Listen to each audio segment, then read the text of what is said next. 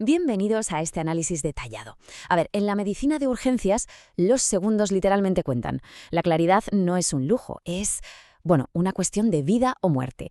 Hoy vamos a diseccionar una de las herramientas clínicas más vitales y absolutamente indiscutibles que se usan en todo el planeta tras un traumatismo cráneoencefálico o una lesión neurológica aguda. Hablamos de la escala de coma de Glasgow. Y ojo que no es un formulario médico aburrido más, para nada. Es el sistema de alerta temprana por excelencia para medir el nivel de consciencia. Vale, vamos directos al grano. La escala de Glasgow funciona con un sistema de puntuación matemático muy específico. Pero aquí viene un dato curioso que siempre sorprende. Este rango numérico no empieza en 0, ¿qué va? Oscila estrictamente desde un mínimo de 3 hasta un máximo de 15 puntos. De hecho, hay una broma muy típica en el mundo médico que dice que hasta una piedra tiene un 3 en Glasgow. Literalmente, la puntuación más baja que puede tener un ser humano, indicando el nivel de inconsciencia más profundo absoluto, es un 3, nunca un 0. Pero para entender por qué ocurre esto, tenemos que desmontar exactamente qué es lo que mide la escala. Sección 1. El lenguaje del cerebro. Orígenes de la escala. Y esto nos lleva a la fascinante historia detrás de la ciencia. Para entender la importancia de esos números, primero hay que entender su propósito. Esta herramienta fue creada ya por 1974 por Graham Tisdale y Brian Jennett en la Universidad de Glasgow. Su objetivo: necesitaban desesperadamente inventar un idioma, una manera totalmente estandarizada y universal para que el personal médico, de enfermería y los equipos de rescate pudieran comunicar la gravedad de un golpe en la cabeza sin ninguna duda. Antes era todo súper subjetivo, en plan, pues parece un poco aturdido. Eso ya no valía. Esta escala trajo por fin un lenguaje clínico exacto para todos. Sección 2. 3 pilares clínicos. Estructura de la escala. Vamos a desglosarla. La escala no mira el cerebro como un concepto abstracto, sino que se apoya en 3 pilares independientes. El primero es la apertura ocular. Básicamente evalúa cómo de intactos están los mecanismos de activación del tronco encefálico, y va del 1 al 4. Si hay una apertura de ojos espontánea, es decir, sin hacer absolutamente nada, son 4 puntos. Si solo se abren al hablar con el paciente, baja a 3. La cosa se pone más seria si hace falta aplicar un estímulo doloroso, como apretar la base de la uña para que reaccione. Ahí le damos un 2. Y si, pase lo que pase, no hay ninguna apertura ocular, es un 1. Es una forma rapidísima de comprobar si los sistemas de alerta más básicos siguen funcionando. Pasamos al segundo pilar, la respuesta verbal, que se puntúa del 1 al 5. Aquí ya entramos en algo un pelín más complejo, porque evalúa cómo integra el cerebro la información y su capacidad para expresarse. Si un paciente sabe perfectamente quién es, dónde está y en qué día vivimos, genial, se lleva un 5. Está totalmente orientado. Un 4 significa que sí, habla, pero está confuso o desorientado. Si en lugar de conversar solo suelta palabras sueltas o grita cosas que no vienen a cuento, bajamos a 3. El nivel 2 es aún más preocupante, porque solo emite quejidos o gemidos incomprensibles. Y de nuevo, si hay silencio total, ninguna respuesta, le corresponde un 1.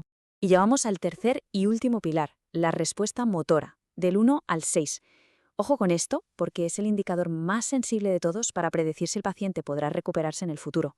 Es absolutamente clave. Damos la puntuación máxima, un 6, si la persona puede obedecer órdenes sencillas al pedírselo. Pero a medida que la función cerebral falla, empezamos a ver los mecanismos de defensa más profundos e instintivos del cerebro ante el dolor. Si localiza el dolor cruzando la línea media del cuerpo, es un 5. Si simplemente retira la extremidad o hace una flexión normal para huir de ese dolor, es un 4. Las cosas se complican muchísimo en los niveles más bajos, con posturas clínicas muy graves.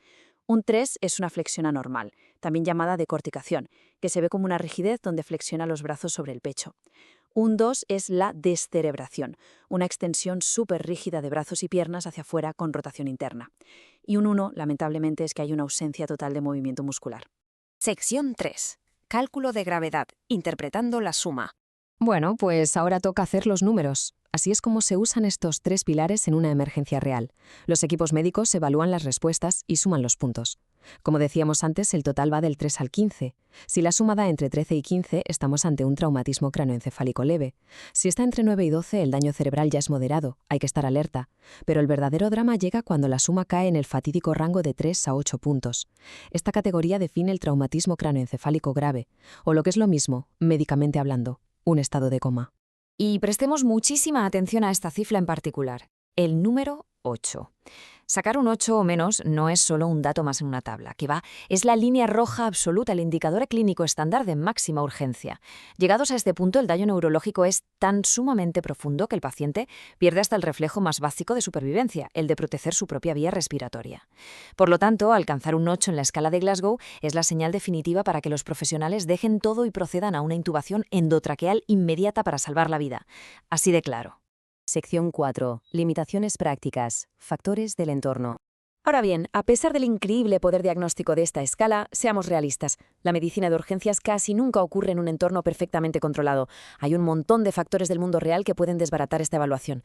Por ejemplo, si se usan sedantes o drogas, la prueba pierde su validez porque el sistema nervioso está suprimido artificialmente. Luego están las barreras de comunicación. Si a alguien ya le han puesto el tubo para respirar, obviamente no puede hablar, así que en su gráfica se anota una letra T de intubado y no se evalúa su respuesta verbal. O imaginemos lesiones físicas locales, como tener un edema palpebral tan severo que hincha los ojos y es físicamente imposible abrirlos, o tener fracturas graves en los brazos que impiden el movimiento. Todo esto dificulta muchísimo la obtención de una respuesta ocular o motora real. Todo esto nos lleva a una reflexión final que resulta fascinante. La escala de coma de Glasgow está muy lejos de ser una simple cifra anotada en un historial. Se trata de un lenguaje de emergencia universal, dinámico y que, aplicándolo una y otra vez a lo largo del tiempo, permite detectar rapidísimo cualquier deterioro temprano.